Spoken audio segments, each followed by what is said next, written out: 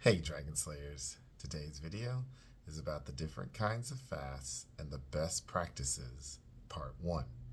Don't forget to like and subscribe because it really helps the channel out. Let's get started. It is useful to categorize fasts by two features: what is allowed on the fast and how long or frequent the fast is. Let's look at the different kinds of fasts in terms of what may be considered. Most definitions of fasting allow for non-caloric drinks only. This means that water, tea, and black coffee are allowed during fasting, but sugar, honey, fructose, agave nectar, and other sugars are prohibited. There is some disagreement about artificial sweeteners like stevia, aspartame, and sucralose. Since there are no calories in these, technically they could be allowed. However, the use of chemicals in these artificial sweeteners defeats the spirit of fasting, which is to cleanse or purify the body, not only from unwanted sugars and fats, but also from chemicals and other artificial agents. The same argument applies to artificial flavor, such as those in Crystal Light or Kool-Aid and bouillon cubes. The water-only fast is traditional and classic variant. All other beverages and additives are not permitted during the fasting period. It's important to note that this fast generally includes 0 salt.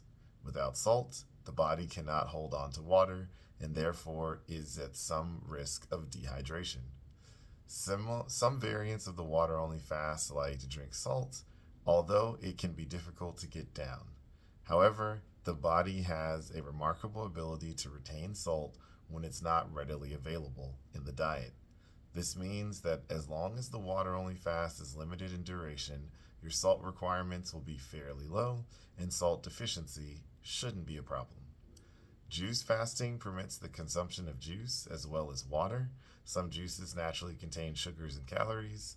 This is not technically a true fast, but the word is often used in this context.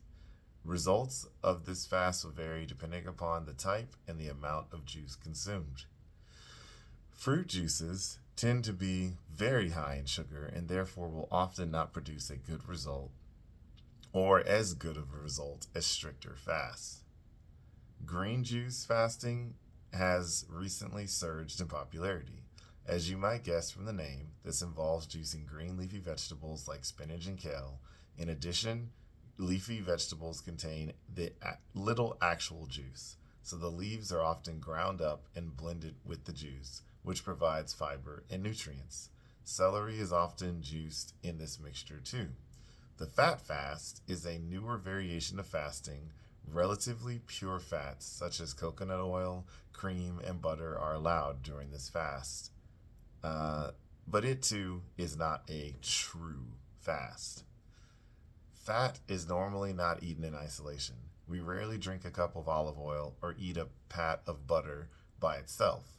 But sometimes people feel that eating fat in this way helps reduce hunger and makes fasting much easier. The popularity of bulletproof coffee has helped this trend. To make coffee bulletproof, you add fat in the form of coconut oil, medium chain triglycerides, MCT oil, or butter from grass-fed cows. The high fat content of the coffee gives this drink a substantial number of calories, 400 to 500 calories per cup, depending upon the recipe. So this would be more of an acutely named meal replacement. However, virtually all of the calories are derived from fat. So that's what I've got for you guys today. Don't forget to like and subscribe because it really helps the channel out.